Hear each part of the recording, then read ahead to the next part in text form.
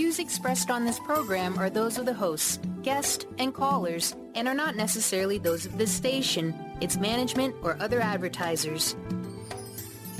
You're listening to Transformation Talk Radio.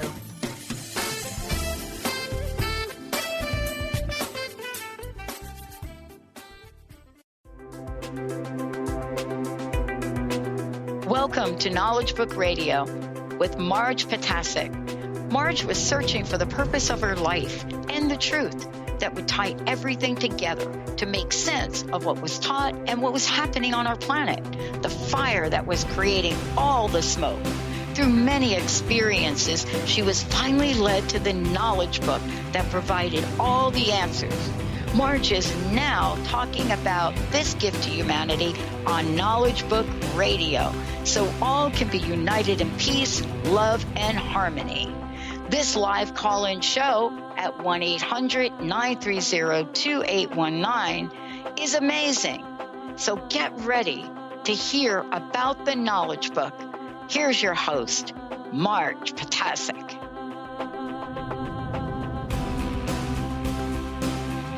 Hello, everyone. I'm Marge Potasic, and you are listening to the Knowledge Book Radio with Marge Potasic on Transformation Talk Radio.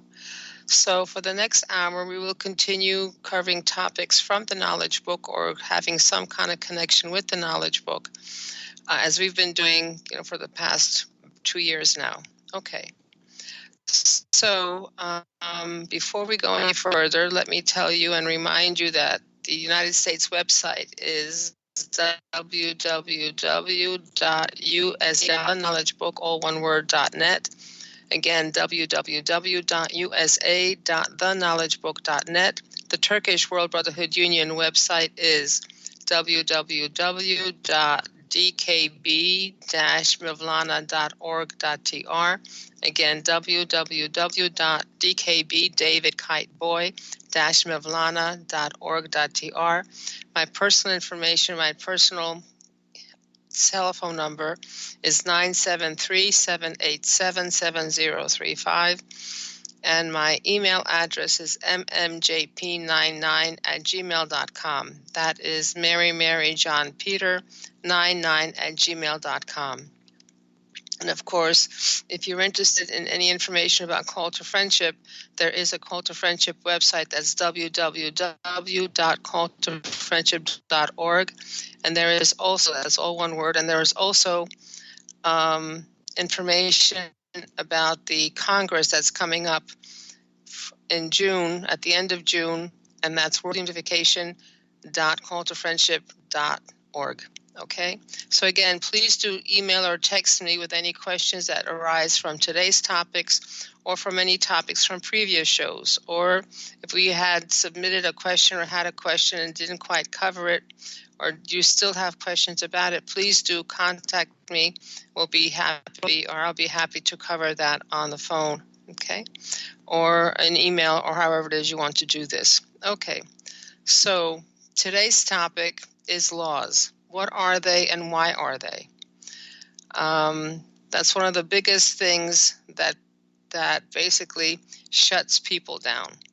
Why all these regulations? Why all these rules? Why does it have to be done this way? Why does it have to be done that way? Well, when you look at laws, when you look at rules, why are they here? Basically, if you look at any laws out there, they're there to protect us from ourselves. Now, what is the definition of law, and how does that impact anything that we're talking about today? So the law is a system of rules which a particular country or community recognizes as regulating the actions of its members and which it may enforce by the imposition of penalties. So one of the examples of, so basically it's a synonym is rule, regulation, system of laws, body of laws, constitution, legislation, code, legal code, charter, jurisprudence, law of the land. Another definition of law is a rule defining correct procedure or behavior in a sport. So you have, different laws apply, different regulations apply in hockey, different regulations apply in football, or in tennis or any other sport, or playing cards for that matter. Now, when it comes to the United States, there are two basic levels of the legal system in the United States. There's the federal law and there's the state law. The federal law, of course, applies to the entire nation as a whole, to all the 50 states, but state laws are only in effect in a particular state. Now, if there is a difference between the laws between the state level and the federal level, if the state laws allow people to do more things and give them more rights than federal law, then the state law actually is supposed to supersede the federal law. Okay. Now, again, there is a different kind of classification of law in the United States. The first one is the civil law, and the second one is the criminal law. Now, civil law includes two types of laws. The first one is the administrative codes. Those are the things that administer and regulate all areas of world concerns such as licensing, insurance law, health codes, and the classification and administration of public officers, including police officers and the officers of the peace. It also covers judges and politicians, and where also transportation laws, and even if there is a state that is not landlocked, meaning it's on the coast, it also covers admiralty law. Now, there's another area that's called tort law, and this is basically under the civil law, and it has to do with damage or complaints of one party against another, but that does not contain any kind of a criminal action, no kind of transgression of the criminal law. So it's just torts and having to do with disagreements or some kind of retribution or adjudication between individuals. Now, they also have laws covering copyright, patent law, and civilian pilot licensing, and also the registration of large maritime carriers, as well as aircraft, fall under this description of civil law and administrative laws. Then, of course, there's the criminal law, and this is what we usually hear on the radio or see on the TV, that this person, killed the other person, this person robbed the other person, and this is what is covered under criminal law. Crimes are covered here. In many states,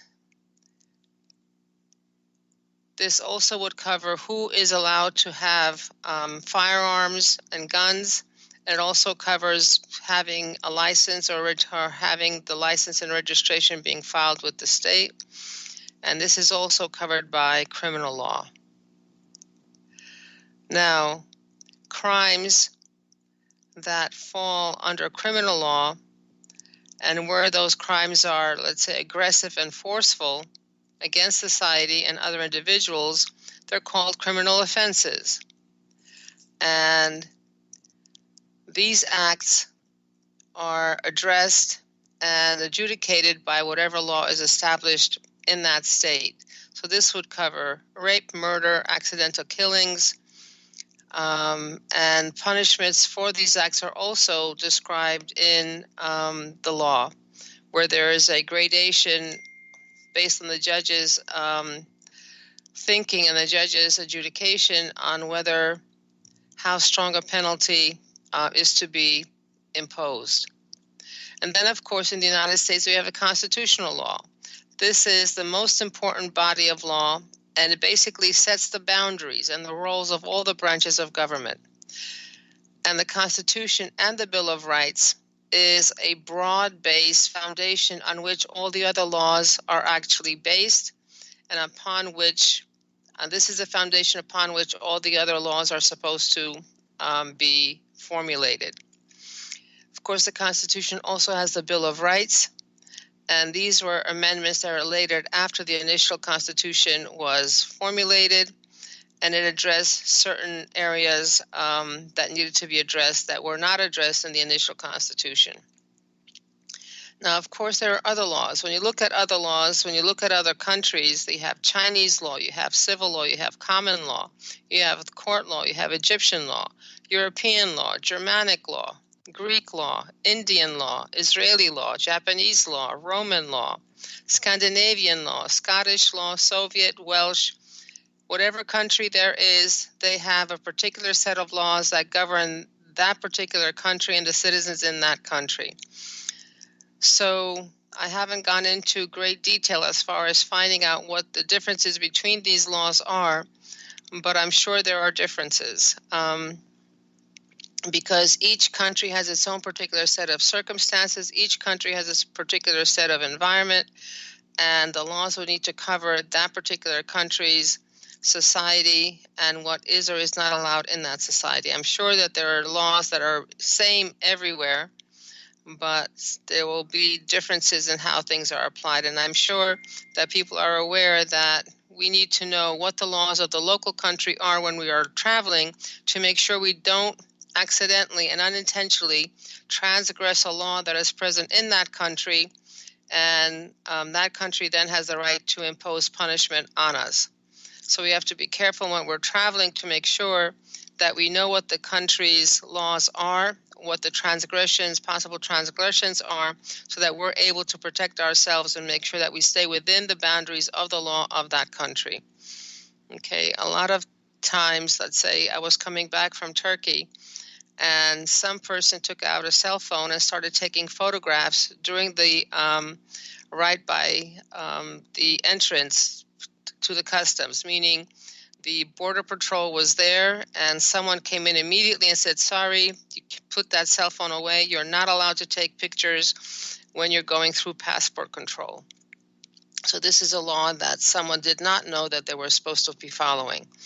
If they had continued taking pictures, I'm sure they would have been whisked off and, and prosecution would take place. The same thing holds true, let's say, if you go to a different country and you're there at state buildings or official buildings or museums or whatever. I know I went once to the Metropolitan Opera here, the Lincoln Center, and I like these particular sconces on the wall, so I started taking pictures inside Lincoln Center. And next thing I know, my camera was almost confiscated from me because they were not allowed to take pictures inside the Lincoln Center. Now, it's not, a Secret Service kind of a deal. It's not any place that, anyway, bottom line is there are certain situations, there are certain places where laws are applied and where laws are placed that we need to make sure that we know not to transgress and not to incur punishment. I was able to convince the woman that I will not be using these pictures anywhere. It'll be just for personal use. So she let me go and she allowed me to keep my camera. Now, besides civil law and criminal law that is, present in every country, we also have something called natural law. Now, natural law in itself is something that's ambiguous. It doesn't quite have a definite definition because it is based on moral theory and as well as based on legal theory. So like natural law is something that is inherent to the fact that a person is a human, that is inherent to the fact as to what exists in nature, what exists in the world, and therefore what is or is not permitted in terms of behavior. Okay, so basically this natural law is something that is intrinsic to the fact that we are humans and the world works the way it works.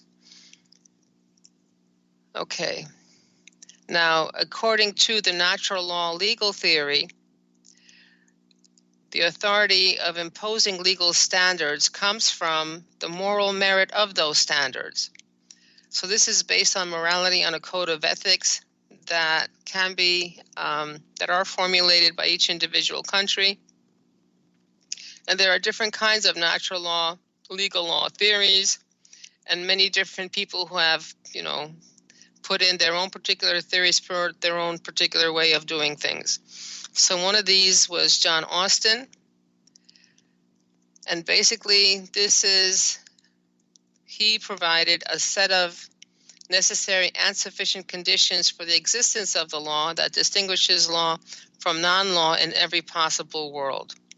Now, there's also something called natural law theory that was proposed by Thomas Aquinas, and he focused on the overlap between natural law, moral, and legal theories.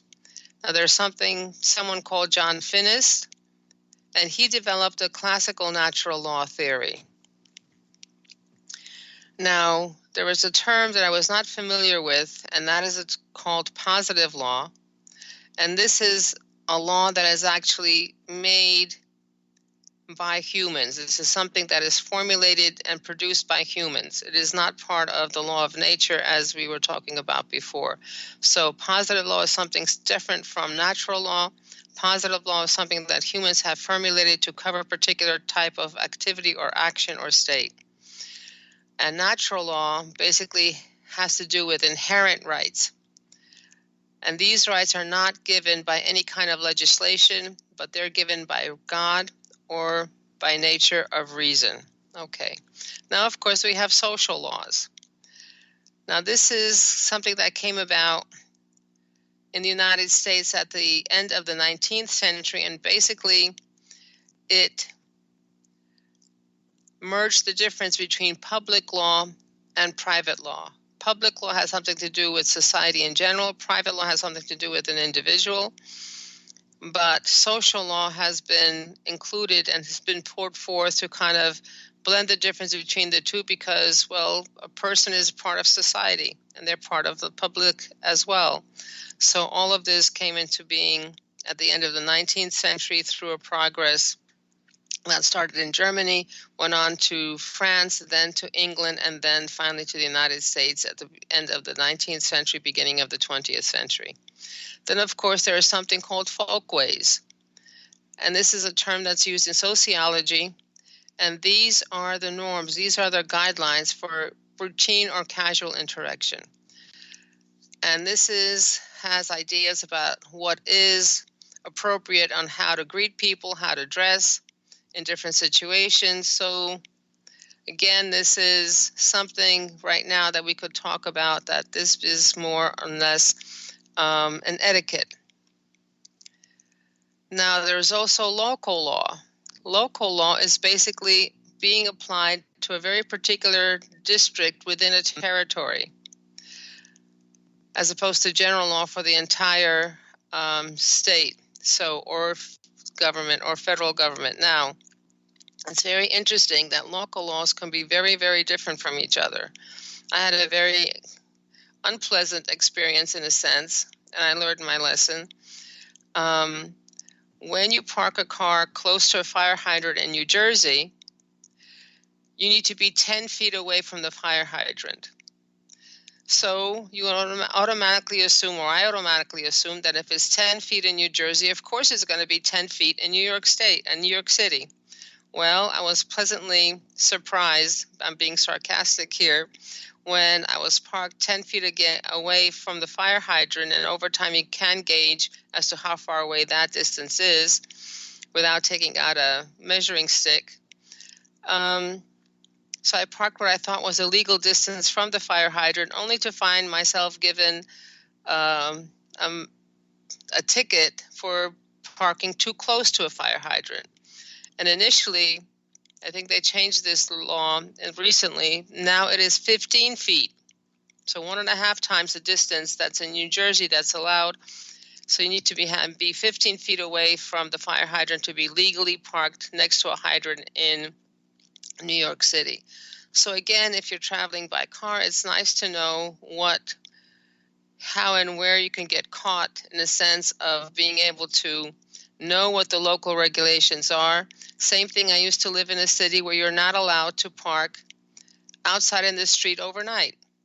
And if you do have a car parked outside on the street overnight, this was a local municipality, then you get a ticket. I almost got a ticket when I parked my own car in front of the house because I had something done on the driveway. So I parked the car, and it was very good because the policeman actually realized where I was and somehow got my telephone number, called me up and said, listen, you're not allowed to park in front of the houses. Well, I didn't know. Well, apparently not all of us are able to read all the fine print as to what is or isn't allowed. But anyway, they said, okay, fine. Now, if you are parking and you have no other way of taking care of your car for that night, then if you call the city, then they will put your name on the list and the license plate number of your car, and then you will not get a ticket. So again, depending on where you are, what you're doing, and how you're doing it, different laws may apply in different localities, different cities within a state, different states. So everything is more or less laid out and could or could not be confusing. In most cases, it is confusing as far as parking regulations between New Jersey and New York, and I got caught on that one. But anyway, now, of course, we're talking about laws that were naturally came out of the fact that we are alive as humans, and moral code. We talked about civil law, we talked about criminal law, we talked about the Constitution. So these are mostly man-made laws. These are mostly laws that are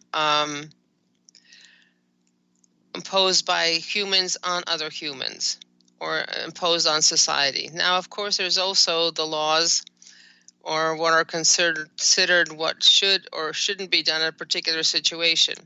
And this is etiquette, of course. Now, and this is where I usually fall down on. So this is supposed to be polite behavior, good manners, acceptable behavior, accepted behavior, proper behavior, and all this. It covers, what you are not allowed to wear in terms of color before or after Labor Day. So all kinds of rules and regulations. Right now they have new etiquettes that have been formulated because right now we have texting and everything else. So is it polite to put your elbows on the table? When do you text? When do you not text? What about emails? Everything is covered in etiquette and what is proper and what is not proper. How to pass the food around the table. Apparently it's done counterclockwise, which means you pass to the right, not to your left. If you're squeezing a lemon, make sure that you're protecting the lemon, and so the lemon juice is not squeezed and squirts to your next door neighbor and that's sitting next to you. So what not to do in terms of if you don't want to insult someone or get someone angry on the other end of your email, we are not supposed to be using caps because capital letters and basically mean that you're yelling at them at the top of your voice. So covers who opens the door for who, all kinds of rules and regulations that allow us to function in society and not ruffles anyone's feathers. Okay. So we kind of covered more or less the civil law and the laws created by man to regulate and control and safeguard, the society. Now, of course, there are laws of nature, and these laws of nature are basically gravitation, matter, and light. Now, the laws of nature are immutable. They are unchangeable.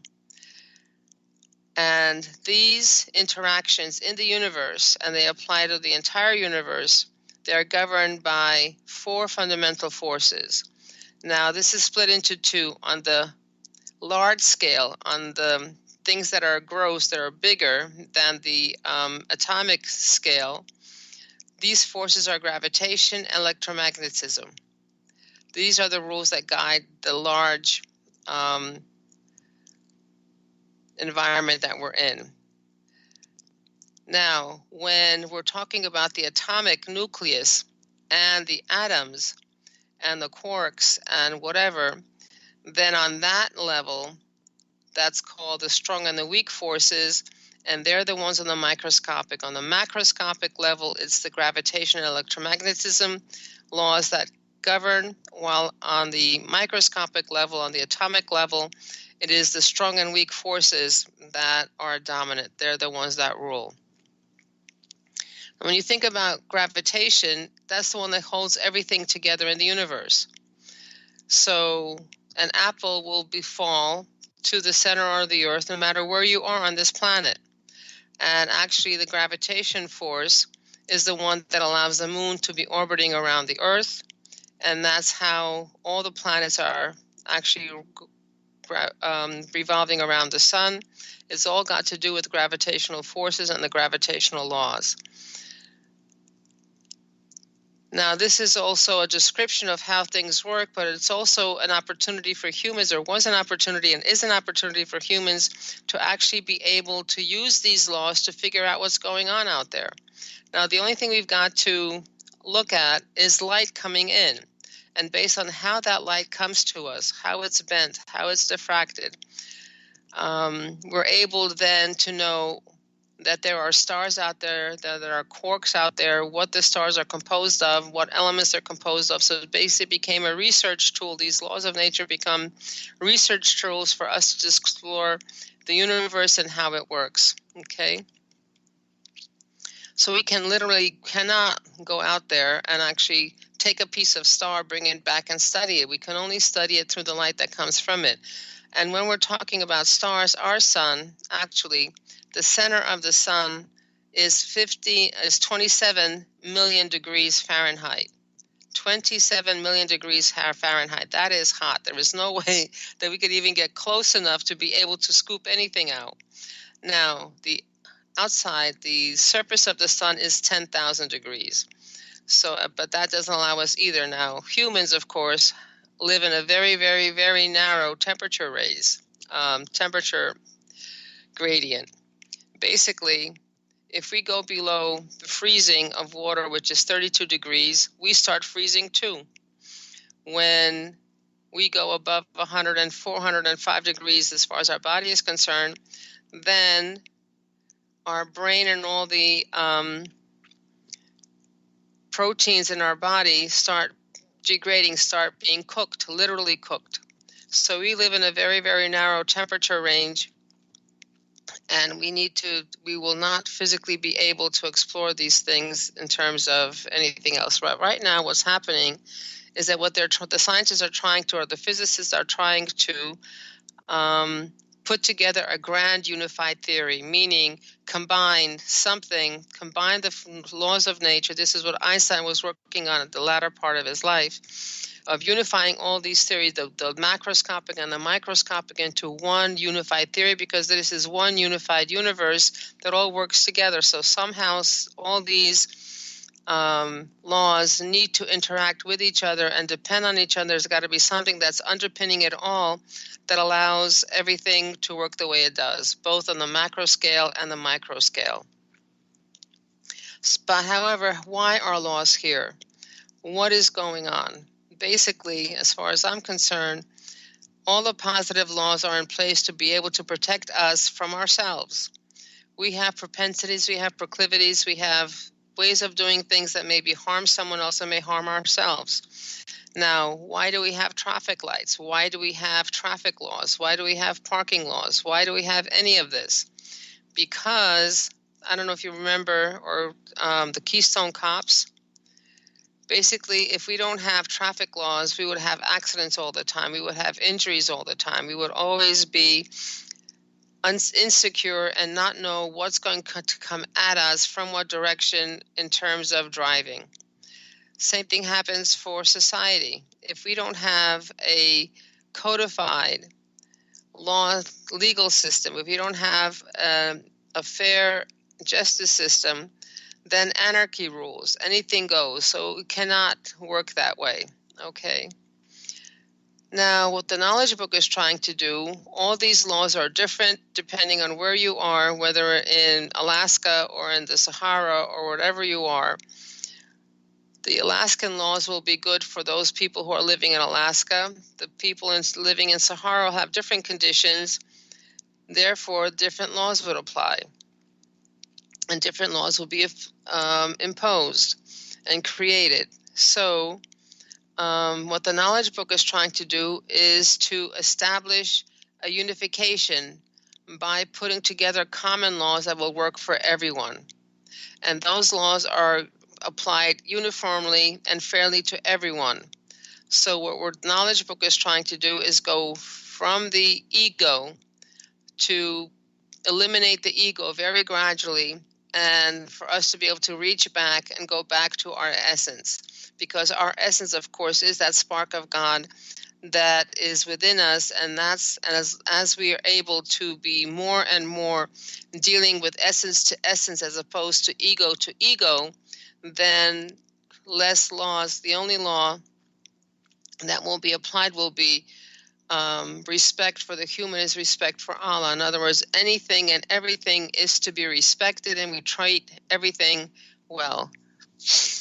And how does the knowledge book do this? It is the objective of the knowledge book of attaining common laws and attaining unification where humans treat other humans well. This is done through the accelerated evolution plan that started in 1900.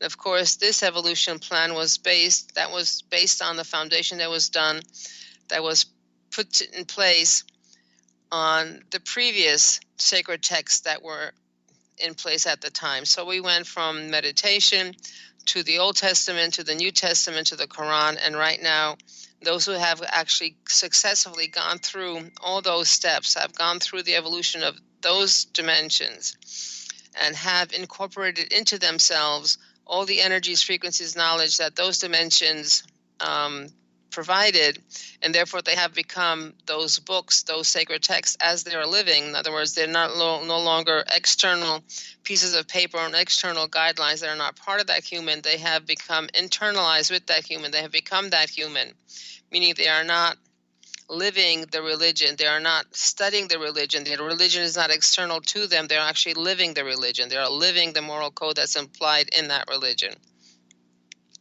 And of course, the other part of that, as far as the accelerated evolution plan, is the energies and frequencies that the knowledge book gives. Now, when we're studying a different language, why do we study different language? By studying vocabulary, by studying sentence structure, by studying the way the sentence is put together. Basically, you could learn a language through immersion. Go to a different country, stay there, or even listen to different languages on television, listen to movies, listen to their radio, listen to their television. If you listen, after a while, the brain itself will pick up those words, and you eventually will understand that language. But that process takes 7 years. So if you want to shortcut that process, then you learn the vocabulary by memorizing it.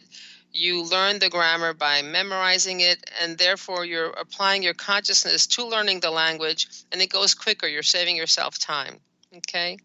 So what the knowledge book is doing is basically making the process quicker by giving us energies, frequencies, and knowledge instead of waiting for us to eventually get to the point of understanding how things work and figuring it out for ourselves. It gives us knowledge. It gives us the truth. It gives us energies and frequencies to speed up the process. So where previously the knowledge book, we were doing an evolution of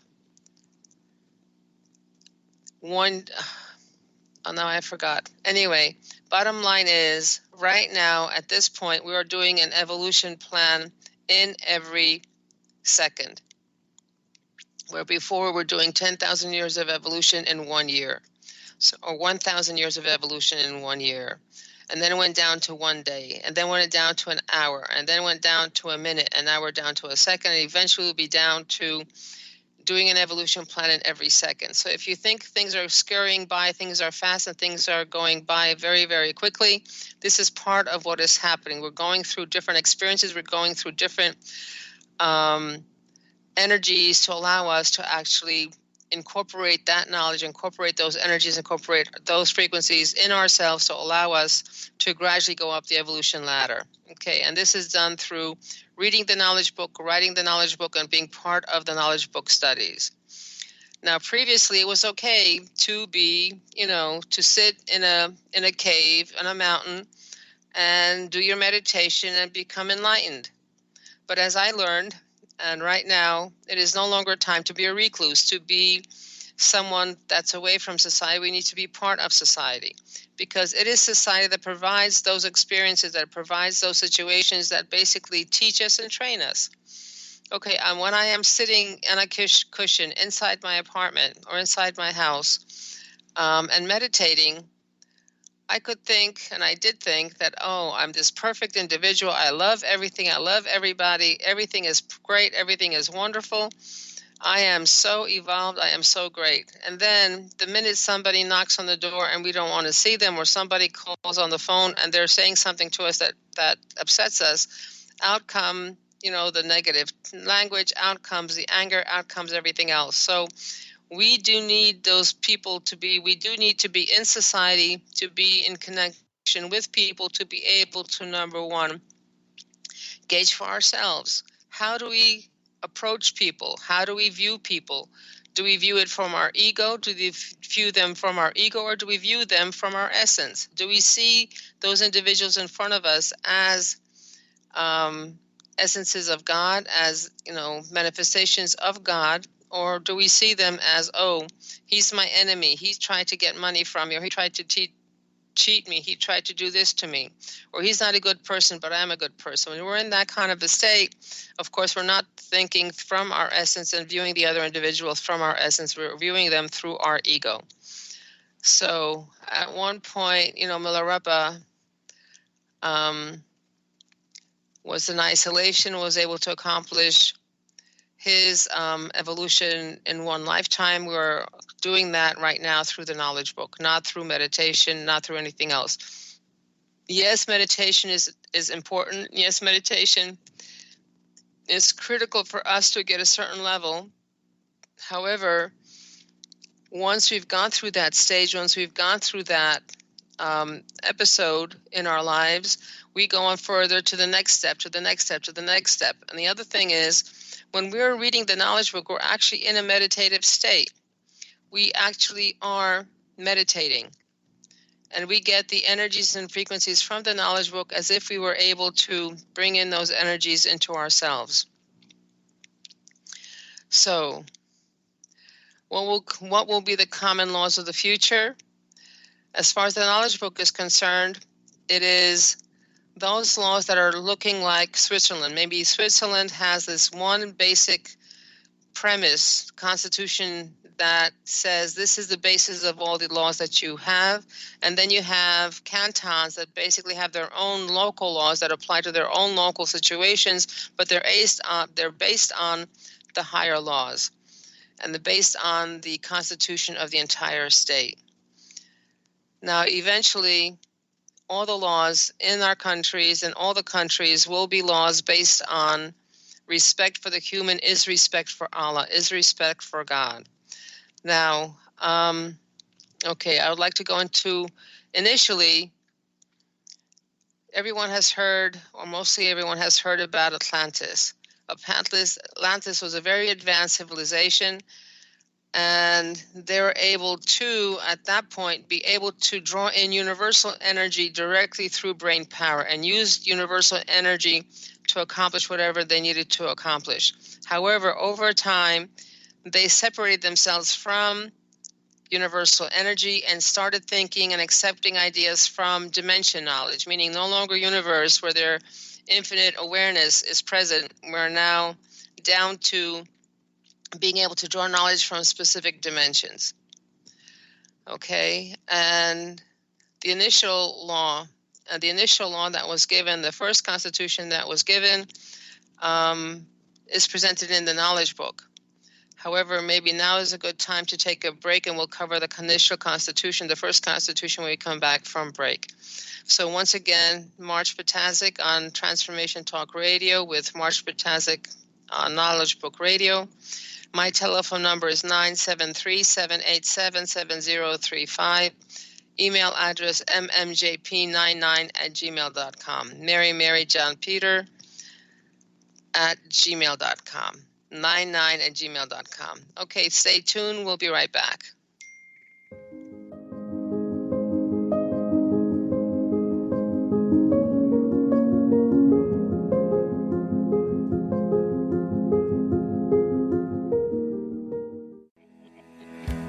You said forever, you said always. Now you know things have changed, and going back is not an option. It's sudden, devastating, and is like taking a leap of faith. Tune in to From Two to You Thriving After Divorce Radio, as Sarah Lou's empowerment coach and spiritual mentor reminds you to have faith in yourself. Tune in every second Monday at 10 a.m. Pacific and listen as Sarah encourages you to leave negative stories in the past and move forward. We all need a friend when I do becomes I can't. Let Sarah help as life takes you in a new direction. Leave the guilt and doubt in the past, step into the spotlight, and show the world who you are. To find out more about Sarah Lou's, visit sarahloos.com. Dream on, fly high, and live adventurously on The Laura Meeks Show. Tune in each month on Transformation Talk Radio as host Laura Meeks guides you in finding your unique gifts and bringing them to life. As a certified life coach, speaker, and veteran bomber pilot for the U.S. Air Force, Laura knows how to follow a dream. She is ready to support you so you can dream on, fly high, and live adventurously. For more information on Laura and her work, visit flyhighliving.com.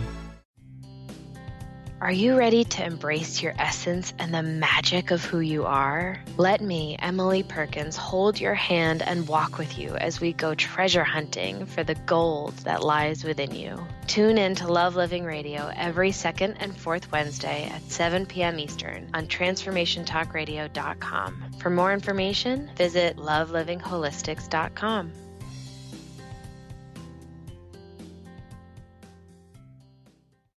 Calling all moms, it's time to awaken your vibrant, intuitive, loving self in every area of your life. Join host Debbie Pokornik as she shares thoughts, stories, and tools to help you stand in your power. Listen to Vibrant, Powerful Moms helping everyday women create extraordinary lives. Mondays at 2:30 Pacific, 5:30 Eastern. For more information about Debbie, visit empoweringenergy.com. That's empowering with letters NRG.com. Are you searching? Looking for a sign? A message you need to hear? From the great unknown, from the most mysterious place that is the most familiar to your soul in the depths of who you are. The universe put someone here to talk to, someone God gave a blessing to, that you may find insight with. TheAngelLady.net, 1-800-323-1790.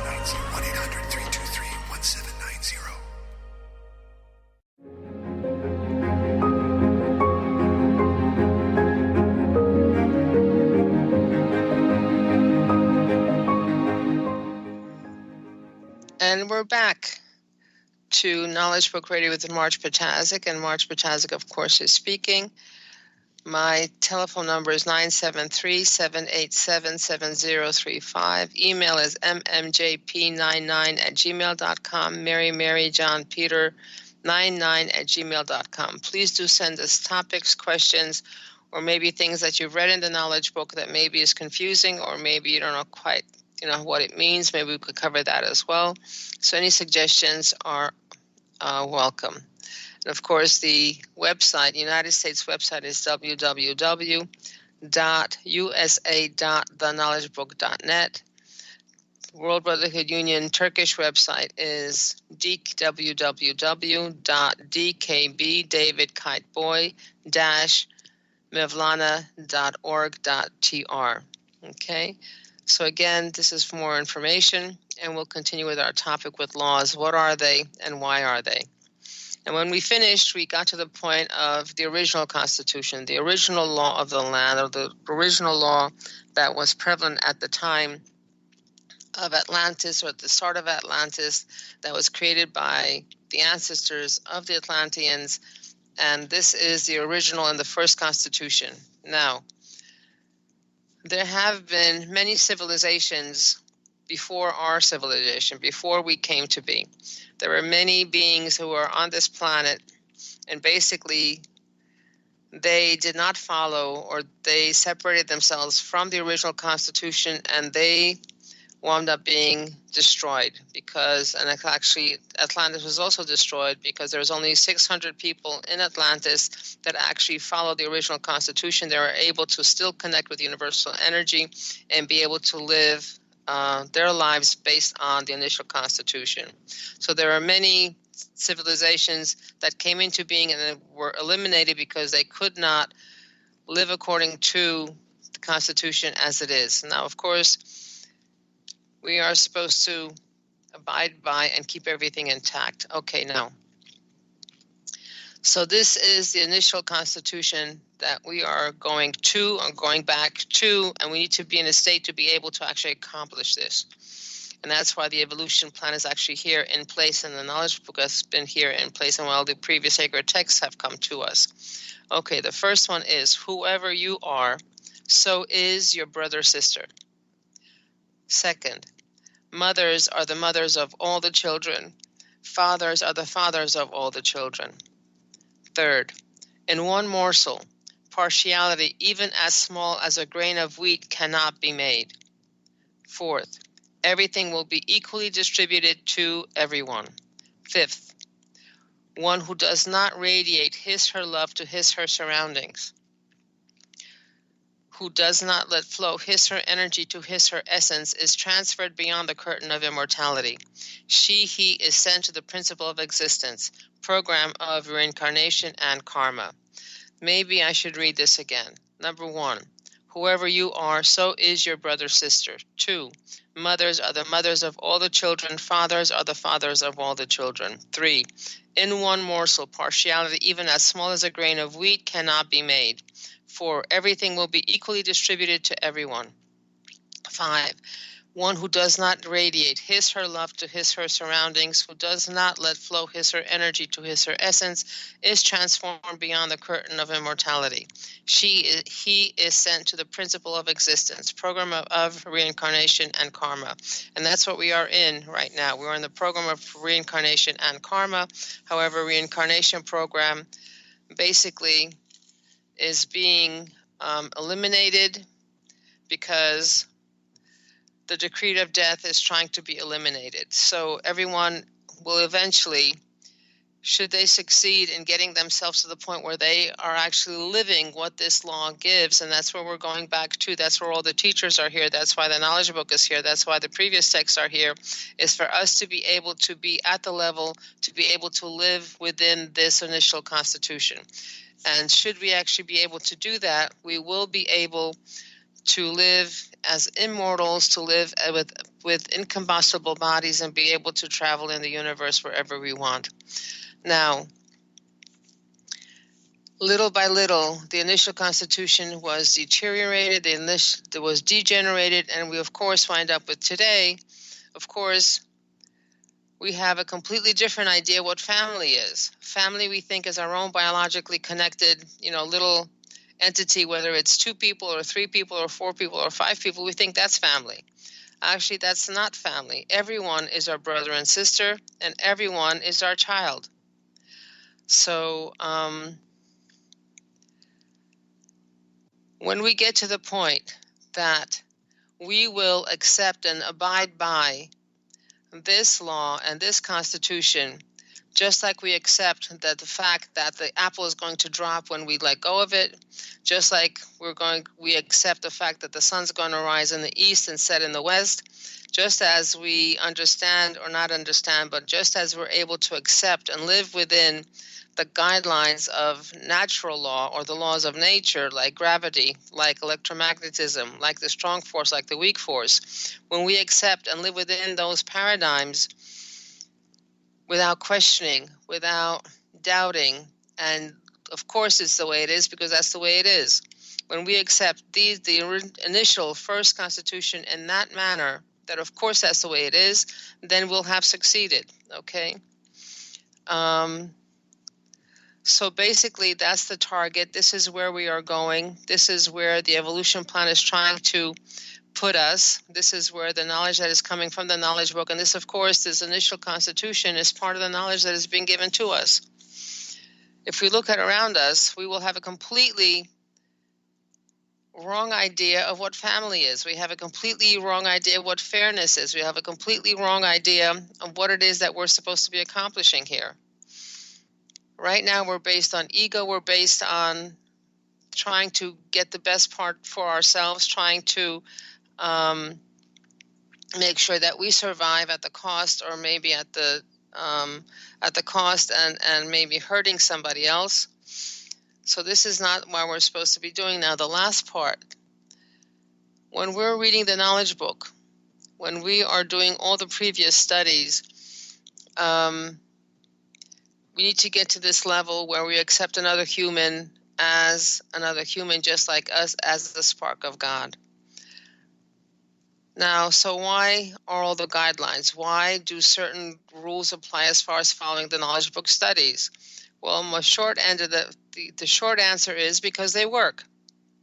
Now, it works because we need to be in society. We need to meet with people and know what people are like and learn about people. There is nothing better to learning about people except by being among people.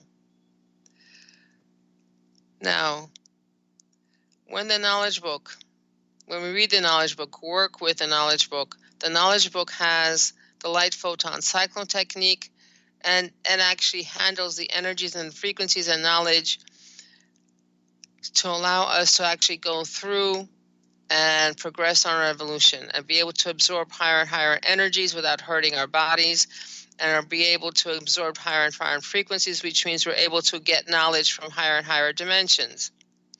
And the knowledge that it gives us, the truth that it reveals to us, like this first constitution, opens our eyes. I said, oh, this is where we're supposed to be. Well, we're not quite there, are we? We're not. We still have a way to go, okay?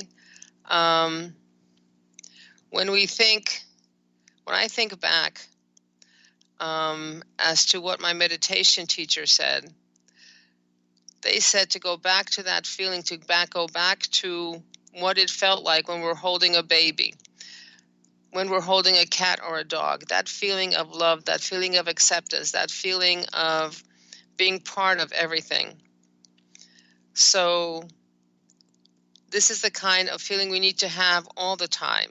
And when we are able to talk with and deal with and work with the individuals around us in that way, in that feeling of acceptance, of love and friendship and justice, and being able to do everything together, this is where we're going, and this is how the knowledge book is helping us now. And as long as we have this kind of a feeling of love, acceptance, and tolerance to the individuals around us, then we're succeeded. We know that we are facing and looking at that individual from our essence, not from our ego. Okay, now, so we will no longer be needing any other kind of societal laws. We will not be needing any kind of laws about anything except maybe, respect for nature and respect for everyone around us. We need to know that everything around us is basically perfect. And even right now, when we're dealing with the world dimension, when we're dealing and are in the world dimension and things don't go right, they're perfect opportunities for us to be able to learn and to experience and to be able to grow from them. This wouldn't be happening to us unless we needed it to make sure that we go higher on the evolution chain, or they're happening to let us know, listen, you missed something here. You still need this to work on. So if I get angry on the phone, I said, oops, slip down. I was better yesterday. I'm not so good today. Or when someone comes at us and attacks us and we don't fight back and we don't attack back and we keep our words maybe not swallowed, but the words don't even come up to retaliate, then we're having a good day, meaning we're closer to the ideal, we're closer to where we need to be. So little by little, step by step, we get to the point where we are facing and dealing with individuals on a better level, on a higher evolution level, and are able to work as we are working. So now, again, all these rules and regulations at this point, well, when we learn anything, when we are trying to do something different than we were doing before, we need something from the outside that tells us what to do. We need something from the outside that tells us, listen, do this, do that, do the other. Just like the meditation teacher basically said, okay, have this feeling, what is the emotion, what state were you in at that time. So basically, when we have those outside rules, when we have outside regulations and outside forces, then we fake it until we make it. So the guidelines actually put us in a position where we're able to accomplish what we're supposed to be accomplishing. Now, this is basically the end for today. Hope this addressed some of the issues that you may have had about laws and has addresses and gave some of the answers that you have about this. Now, humanity's verdict, of course, is in humanity's hands. The rope has been put in our hands. Now, what we do with that rope will basically dictate whether we'll hang ourselves or save ourselves. And as the knowledge book states, and Mrs. Chirac frequently reminds us, you are the ones who will save the world. So hopefully you will give me some topics for not this coming, but for the future shows, and any questions you may have or objections you may have about any of the comments or statements that I may have made. Okay? So till next time, stay tuned, and we'll see you later. Take care. Bye-bye. You've been listening to Knowledge Book Radio with Marge Potasic. Marge was led to the Knowledge Book, a gift to humanity, and its time of transition to the Golden Age that provided the truth and energies and frequencies. Now, she shares information from and answers questions about the Knowledge Book with you each Tuesday at 1 p.m. Pacific, 4 p.m. Eastern on TransformationTalkRadio.com. For more information, visit Marge at usa.theknowledgebook.net.